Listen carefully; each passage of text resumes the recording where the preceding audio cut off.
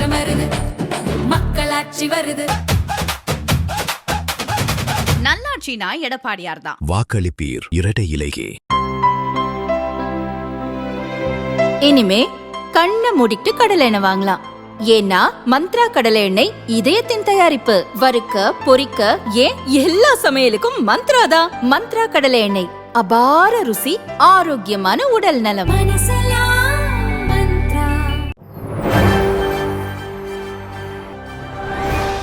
பத்திரிகையாளர்கள் துன்புறுத்தல், சென்னை கமிஷனரை மாத்துங்க, சீரியஸ் கம்ப்ளைண்ட்.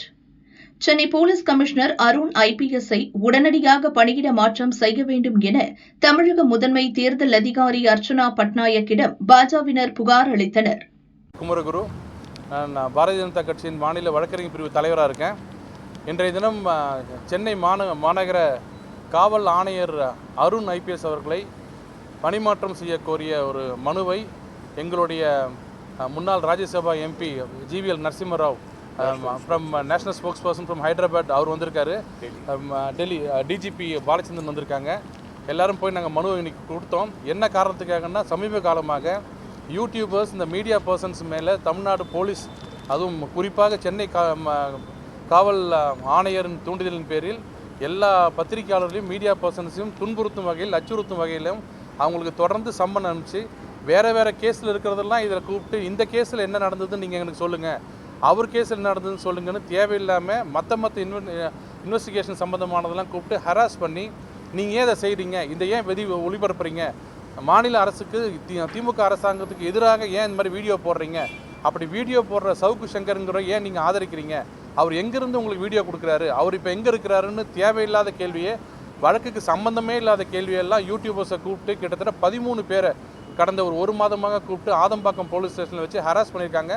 ஹராஸ் பண்ணுறது மட்டும் இல்லாமல் நீங்கள் சொல்லாமல் இங்கேருந்து போக முடியாது, இல்லைனா திரும்ப உங்களுக்கு நாங்கள் சம்மன் கொடுக்க வேண்டியது வரும்.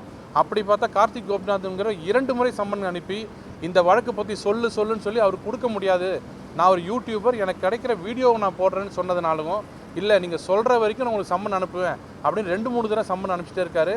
மேலும் 12 பேருக்கு அனுப்பிச்சிருக்காங்க. இது போன்ற போலீஸோடைய அச்சுறுத்தலும் எக்ஸஸ்ன்னு சொல்லக்கூடிய அளவு மீறிய பவரை யூஸ் பண்ணுறதுன்னு காட்டி, இந்த அருண் என்பவர் ஏற்கனவே அண்ணா யூனிவர்சிட்டி விஷயத்தில் 2 மணி நேரம் கம்ப்ளைண்ட் கொடுத்த 2 மணி நேரத்திலே டிவிக்கு முன்னாடி வந்துட்டு இந்த மாதிரி ஒருத்தர் தான் இருக்கார், 2 பேர் தான் இருக்காருன்னு இன்வெஸ்டிகேஷனை ரிவீல் பண்ண விஷயத்திலிருந்து இன்னைக்கு வரைக்கும் நடந்த எல்லா சம்பவங்களையும் நாங்கள் கோர்த்து எங்கெங்கெல்லாம் பத்திரிகையாளர் மேலே தாக்குதல் நடந்திருக்கு போலீஸ் துறை அப்படிலாம் கேட்டு எல்லாத்தோட சேர்த்து ஒரு மனுவாக இன்றைக்கி அர்ச்சனா பட்நாயக் அவர் தேர்தல் ஆணையர்கிட்ட நாங்கள் கொடுத்துருக்குறோம். அவங்களும் கண்டிப்பாக அவரை கூடிய சீக்கிரம் பணிமாற்றம் செய்து பரிசீலிக்கிறேன்னு சொல்லியிருக்காங்க. அதுக்கு எங்களோட all India spokesperson GVL Narasimha Rao வந்திருக்காங்க. அவரும் அதில் அவர் தான் எக்ஸ்பிளைன் பண்ணி எல்லாம் கொடுத்தாங்க. இது சம்பந்தமாக ஆங்கிலத்தில் அவர் இப்போ உங்களுக்கு சொல்லுவார். மெட்ரோ ரயில் பயணிகளுக்கு சர்ப்ரைஸ் கொடுத்த ஸ்டாலின், போட்டி போட்டு இளம் பெண்கள் செல்ஃபி.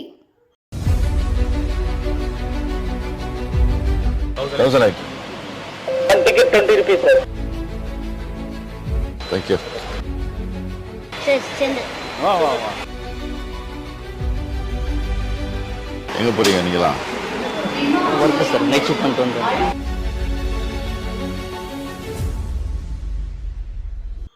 சென்னை மெட்ரோ ரயிலில் தினமும் சராசரியாக 4,64,000 பேர் பயணிக்கின்றனர். இன்று காலை வழக்கம் போல மெட்ரோவில் பயணித்துக் கொண்டிருந்த சென்னை வாசிகள் சிறப்பு விருந்தினரை சந்தித்தனர். அவர் முதல்வர் ஸ்டாலின். வடை சுட்டும் தோசை சுட்டும் பல வேட்பாளர்களை ஓட்டு சேகரித்து வரும் நிலையில் முதல்வர் ஸ்டாலின் சென்னை மெட்ரோ ரயிலில் பயணித்து ஓட்டு கேட்டார். சென்னை சென்ட்ரல் ரயில் நிலையத்தில் மெட்ரோவில் ஏறிய அவர் தன் வீட்டுக்கு அருகாமையில் உள்ள தேனாம்பேட்டை வரை மெட்ரோ ரயிலில் பயணித்தார். பயணிகளிடம் நலம் விசாரித்த அவர் திமுக ஆட்சியின் சாதனைகளை சொல்லி ஓட்டு சேகரித்தார். பெண் பயணிகளிடம் மகளிர் உரிமை தொகை திட்டம், இலவச பஸ் பயண திட்டம் உள்ளிட்டவற்றை சொல்லி ஓட்டு கேட்டார். மெட்ரோவில் முதல்வரை சற்றும் எதிர்பாராத பயணிகள் அவருடன் போட்டி போட்டுக்கொண்டு செல்ஃபி எடுத்து மகிழ்ந்தனர். சிலர் அவருடன் கை குலுக்கினர்.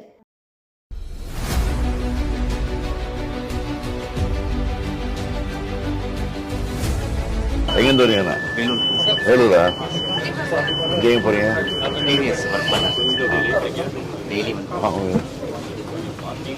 ரெகுலராக ஆஃபீஸ் பண்ணீங்களா? கம்ஃபர்டபுளாக இருக்காது? எப்படி கவர்மெண்ட் எப்படி போயிட்டு இருக்கு? கவர்மெண்ட் உங்களுக்கு திருப்தியாக இருக்கா? தமிழ் லிட்ரேச்சர் பிஹெச்டி பண்ணுறேன் பிரசிடென்சி காலேஜில். அப்படியா? நான் பிரசிடென்ட் கோல்ட் ஸ்டூடெண்ட். நீங்கள் எந்த ஊர்?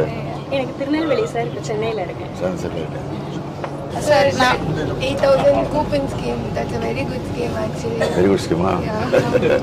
கலைஞருடைய இது, அண்ணாவுடைய இது, அந்த ஸ்பீச்சு, அவங்களோட இருந்து பழகினது, அவங்களோட பார்த்தது, அவங்க சர்வீஸ் கூடவே இருந்து பார்த்தது, அதுதான் ரொம்ப தொலைநோக்கு பார்வையா இந்த 5 ஆண்டு கால ஆட்சி திட்டத்திலே நம்ம பூர்த்தி பண்ணிட்டோம். அது அடுத்து நீங்க எப்படி கொண்டு செல்றதுக்கான அது டெவலப் பண்ண வேண்டியதானே. இப்போ வந்து படிக்கிறதுக்காக புதுமை பெண்களும் 1000 ரூபா கொடுத்தோம். இப்போ அடுத்தது வந்து 1500 ரூபா கொடுத்துருக்கோம். காம்படிட்டிவ் எக்ஸாம்ஸ்க்காக எல்லாமே கிடைக்கிறது ரொம்ப சந்தோஷமா இருக்கு. மேலும் நிறைய ஸ்டூடெண்ட்ஸ்க்காக இந்த மாதிரி கல்வியை ஜனநாயகப்படுத்துற முயற்சிகள் இன்னும் நடந்துட்டே இருக்கணும்னு. இந்த மக்களை தேடி மருத்துவம் வந்து ஆரம்ப கட்ட நிலையிலேருந்து நான் ஃபீல்டில் ஒர்க் பண்ணியிருக்கேன் சார். வீடாக போயிட்டு ஸ்க்ரீனிங் பண்ணுறது, டேட்டா கலெக்ட் பண்ணது பண்ணியிருக்கேன். ஆரம்ப கட்ட நிலையிலேருந்து இப்போ வரைக்கும் அதோட வளர்ச்சி வந்து நான் ஃபீல்ட் லெவலில் பார்க்குறேன். அது ரொம்ப வரவேற்கப்படுது. நிறைய பெரும்பாலான வீடுகளில் போய் இந்த திட்டம் போய் சேர்ந்துருக்கு. ரொம்ப நல்லா இருந்துச்சு. எல்லா ஸ்கீம்ஸும் நல்லா இருந்துச்சு. எல்லா பொதுமக்களுக்கு பயன்படுற மாதிரி இருந்துச்சு. தமிழ் இலக்கியம் அது இதில் முனைவர் பட்ட பண்ணுறவங்களுக்கு வந்து விருதுகள் தரேன்னு சொல்லியிருக்கீங்க சார். தமிழ் இலக்கியத்திலேயே இதழியல்ல ஆய்வு பண்ணுறவங்களுக்கு ஒரு ரொம்ப முக்கியமான ஒரு இதாக இருக்கும். நிறைய பேர் முனைவர் பட்ட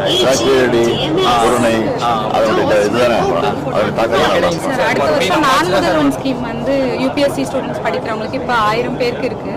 இது வந்து இன்னும் நிறைய புதுமை பெண் திட்டம் ரொம்பவே யூஸ்ஃபுல்லா இருக்கு. அது இன்னும் தொடரட்டும். போக்குவரத்து நெரிசலில் சிக்காமல் மெட்ரோவில் பணிக்கு செல்லும் அனுபவம் பற்றி சில பெண் பயணிகளிடம் அவர் கேட்டறிந்தார்.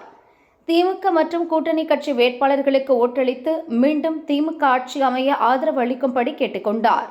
ஸ்டாலின் இதற்கு முன் நடைபயிற்சி செல்லும் போது மக்களை சந்தித்து ஓட்டு கேட்டார்.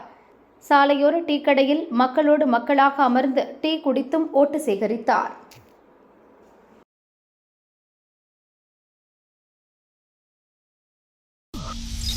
நிப்பாட்டுங்க விஜய் காரில் அதிரடி சோதனை.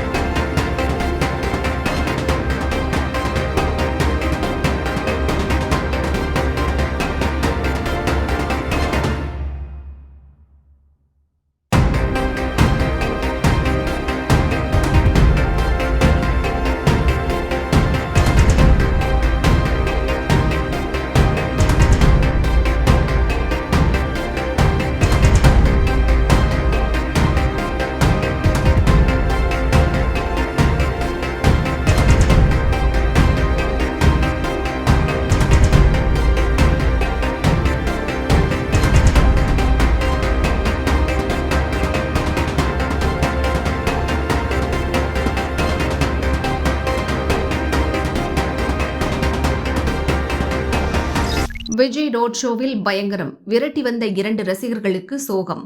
சினிமா போல காட்சி. பகீர் வீடியோ வைரல்.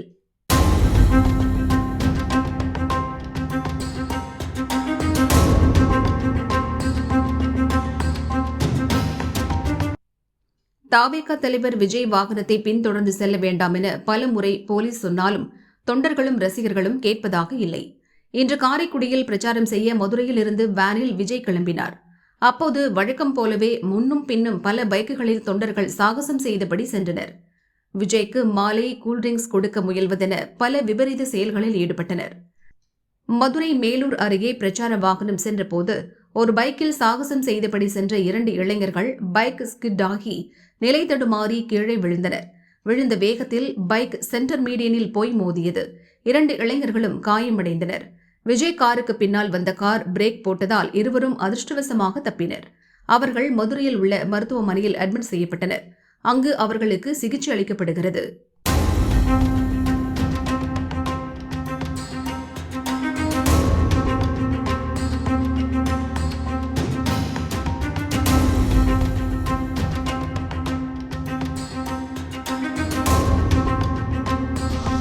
கடலூரில் நாளை விஜய் பிரச்சாரம். உதயநிதிக்கு அனுமதி மறுப்பு. தமிழக சட்டசபை தேர்தல் ஏப்ரல் 23ஆம் தேதி நடக்கிறது. அனைத்து அரசியல் கட்சித் தலைவர்களும் தீவிர பிரச்சாரத்தில் ஈடுபட்டு வருகின்றனர்.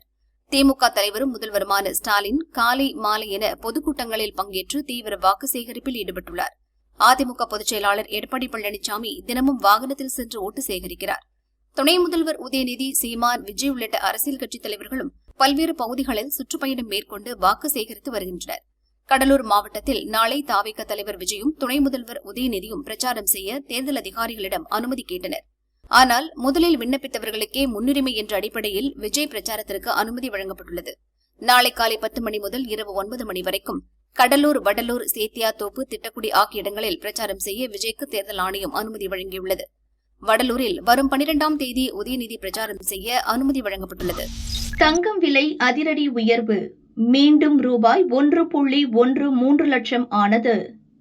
மேற்காசிய போர் உள்ளிட்ட காரணங்களால் நம் நாட்டில் தங்கம் விலையில் ஏற்ற இறக்கம் காணப்படுகிறது. தமிழகத்தில் நேற்று முன்தினம் 22 கேரட் ஆபரண தங்கம் ஒரு சவரன் 1,13,600 ரூபாய்க்கு விற்பனையானது. நேற்று தங்கம் விலை ஒரு சவரனுக்கு 1,600 ரூபாய் சரிவடைந்து 1,12,000 ரூபாய்க்கு விற்கப்பட்டது. இன்று ஆபரண தங்கத்தின் விலை சவரனுக்கு 1000 ரூபாய் அதிகரித்து 1,13,000 ரூபாய்க்கு விற்கப்படுகிறது. கிராமுக்கு 125 ரூபாய் அதிகரித்து 14,125 ரூபாய்க்கு விற்பனை செய்யப்படுகிறது. வெள்ளி விலை கிராமுக்கு 5 ரூபாய் உயர்ந்து 265 ரூபாய்க்கும், கிலோவுக்கு 5,000 ரூபாய் உயர்ந்து 2,65,000 ரூபாய்க்கும் விற்பனை செய்யப்படுகிறது. நான் எம்எல்ஏ, ஆனால் இதையெல்லாம் செய்வேன், உறுதியளித்த பாரதிய ஜனதா வேட்பாளர். திருச்செந்தூர் தொகுதியில் தேசிய ஜனநாயக கூட்டணி சார்பில் பாரதிய ஜனதா வேட்பாளர் KRM ராதாகிருஷ்ணன் போட்டியிடுகிறார். தான் வெற்றி பெற்றால் தொகுதிக்கு என்னவெல்லாம் செய்வேன் என அவர் தனது தேர்தல் அறிக்கையை வெளியிட்டார். நான் கடந்த முறை அனைத்து இந்திய அண்ணா திராவிட முன்னேற்ற கழகத்தின் சார்பில் 2021 இதே தொகுதியில போட்டியிட்டேன். இந்த முறை 2026 பாஜக சார்பில் போட்டிடுறேன். இந்த தொகுதி நன்கு தெரிந்தது. இஞ்சி இஞ்சா அந்த ஊரை பத்தி தெரியும், இந்த தொகுதியை பத்தி தெரியும். போன முறையை விட இந்த முறை தேசிய ஜனநாயக கூட்டணியில இருக்கிறதுனால அதிகமான நன்மைகளை இந்த தொகுதிக்கு என்ன செய்ய முடியும். திருச்செந்தூர்ல மக்களுடைய ரொம்ப நாள் கோரிக்கை, நீண்ட நாள் கோரிக்கையான வந்தே பாரத் ரயிலை கொண்டு வரதுக்கு திட்டம் போட்டிருக்கேன். அதுக்கப்புறம் டாக்டர் அம்பேத்கர் லா காலேஜ் கொண்டு வர திட்டம் போட்டிருக்கேன். IPS, IAS, TNPC எக்ஸாமுக்குரிய அகாடமி கொண்டு வர திட்டம் போட்டிருக்கிறேன். இதெல்லாம் என்னோட தேர்தல் அறிக்கையில் கொடுத்திருக்கிறேன். அது மட்டுமின்றி திருச்செந்தூரில் இருந்து காயல்பட்டினம், ஆர்மநேரி, தலைவனோடலி வழியாக தலைவனோடலி, பொன்னக்காயல், முத்தியாபுரம் வழியாக தூத்துக்குடிக்கு ரயில் பாதை கொண்டு வர திட்டத்தையும் செயல்படுத்த உள்ளேன். அது மட்டும் இல்லாமல் நமது தொகுதியில் விவசாயப்பட்டினம், கல்லாமொழியில் உள்ள அனல் மின் நிலையத்தில் தொகுதிக்கு உட்பட்ட மக்களுக்கு வேலைவாய்ப்பு வழங்க நடவடிக்கை எடுப்பேன் நான். இதேபோல் திருச்செந்தூர் முருகன் கோவிலுக்கு செல்லும் வழிபாதைகளை சீரமைத்து நவீன முறையில் பாதாள சாக்கடை திட்டத்தை கொண்டு வருவேன். அதேபோல் தாமிரபரணி தென்கால் சடைநேரி கால்வாயை தூர்வாரி அகலப்படுத்தி நிரந்தர கால்வாயாக மாற்றி தருவேன். இதே போன்று திருச்செந்தூர் தொகுதியில் பெரும்பான்மையான மீனவர் சமுதாய மக்கள் இருக்காங்க. அவங்களோட வாழ்வாதாரத்தை மேம்படுத்த துரித நடவடிக்கை எடுக்க உள்ளேன். இதே போன்று திருச்செந்தூர் தொகுதிக்குட்பட்ட காயல்பட்டு நிலத்தில் மழை வெள்ளத்தால் மக்கள் பாதிக்காத அளவிற்கு வடிகால் வாய்க்கால்கள் வெட்டி தரப்படும். இதே போன்று 26 தேர்தல் அறிக்கை கொடுத்துள்ளேன். அனைத்தையும் நிறைவேற்றுவேன். திருச்செந்தூர் தொகுதியை வளர்ச்சி பாதையில் கொண்டு செல்ல பல்வேறு திட்டங்களை செயல்படுத்த உள்ளேன். மக்கள் அனைவரும் இந்த முறை எனக்கு தாமரை சின்னத்தில் வாக்களிக்குமாறு உங்களை தாழ்மையுடன் கேட்டுக்கொள்கிறேன். 6 மணிக்கே சரக்கு செயல் ஜோர். வாக்கிங் சென்ற வேட்பாளர் கண்டுபிடிப்பு.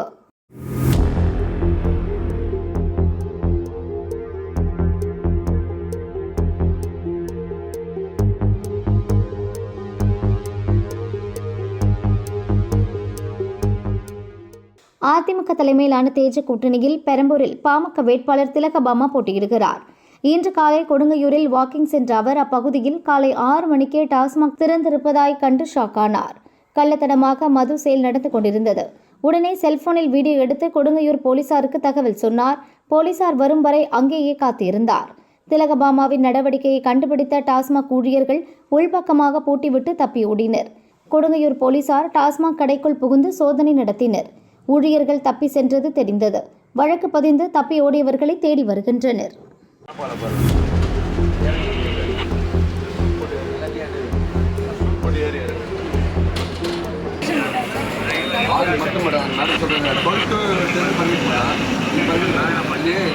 ரைடிங் பட்டு ஒன்று இருக்கிறாங்களா நம்ம லாண்டரில் வந்து பாதுகாப்பு அந்த ரைடிங் பட்டுன்றவங்க தான் வந்து அது நல்லா சொல்லுவாங்களா.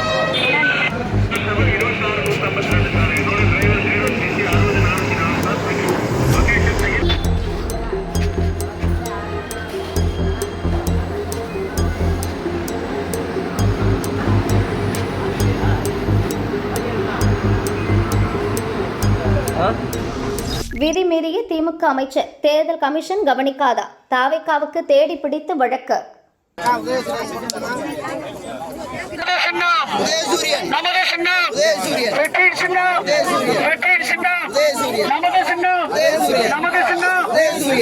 சிவகங்கை மாவட்டம் திருப்பத்தூர் தொகுதியில் திமுக வேட்பாளராக 5ஆம் முறையாக அமைச்சர் பெரிய கருப்பன் போட்டியிடுகிறார். இவர் நேற்று தொகுதியில் பல கிராமங்களுக்கு சென்று வாக்கு சேகரித்தார்.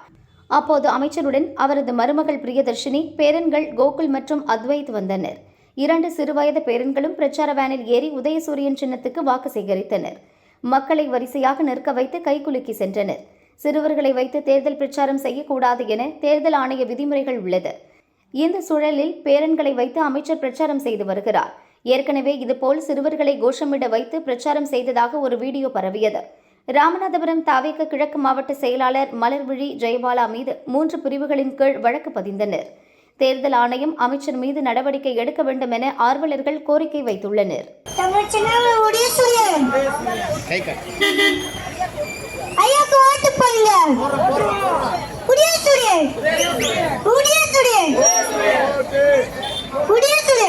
பெரிய கருப்பன் அவர்களுக்கு உதயசூரியன் சின்னத்தில் வாக்களிக்குமாறு தாழ்மையுடன் கேட்டுக்கொள்கிறேன். நமது சின்னம் வெற்றியின் சின்னம் உதயசூரியன். கேஆர்பி அவர்களின் சின்னம் உதயசூரியன். போடுங்கம்மா ஓட்டு, போடுங்கம்மா ஓட்டு, போடுங்கம்மா ஓட்டு. நன்றி. ஈரான் அமெரிக்கா சமாதான பேச்சு. பாதுகாப்பு வளையத்தில் இஸ்லாமாபாத். ரோந்து பணியில் போலீஸ். பொதுமக்கள் நடமாட தடை. ஈரான் இஸ்ரேல் இடையே மூண்ட போரில் அமெரிக்காவும் தலையிட்டதால் போரின் வீரியம் அதிகரித்தது. இஸ்ரேலிய படைகளை நோக்கி ஈரான் தாக்குதல் நடத்திய நிலையில் ஈரானின் முக்கிய உள்கட்டமைப்புகளை அமெரிக்கா குண்டுவீசி தாக்கி அழித்தது. அண்டை நாடுகளில் நிறுத்தி வைக்கப்பட்டிருந்த அமெரிக்க படைகள் மீது ஈரானும் பதில் தாக்குதல் நடத்தியதால் கடந்த 1 மாதத்திற்கு மேலாக மத்திய கிழக்கில் பதற்றமான சூழல் நிலவியது.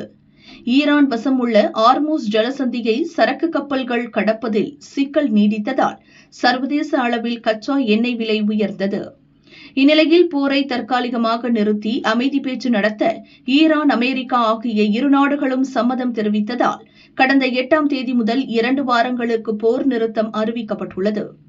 பாகிஸ்தான் தலையீட்டால் தான் இந்த போர் நிறுத்தப்பட்டுள்ளதாக அமெரிக்க அதிபர் டிரம்ப் கூறினார்.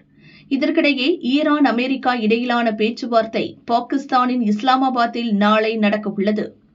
இரு நாடுகளுக்கும் பொதுவான ஓரிடத்தில் இந்த பேச்சு நடக்க வேண்டும் என்ற முடிவால் பாகிஸ்தானில் பேச்சு நடத்த இரு நாடுகளும் சம்மதம் தெரிவித்துள்ளன.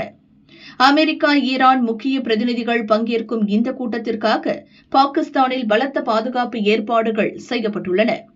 இஸ்லாமாபாத்தில் உள்ள முக்கிய சாலைகளில் மக்கள் தேவையின்றி நடமாட தடை விதிக்கப்பட்டுள்ளது. போக்குவரத்து மற்றும் சட்டம் ஒழுங்கு போலீசார் கண்காணிப்பு மற்றும் ரோந்து பணியில் ஈடுபட்டுள்ளனர்.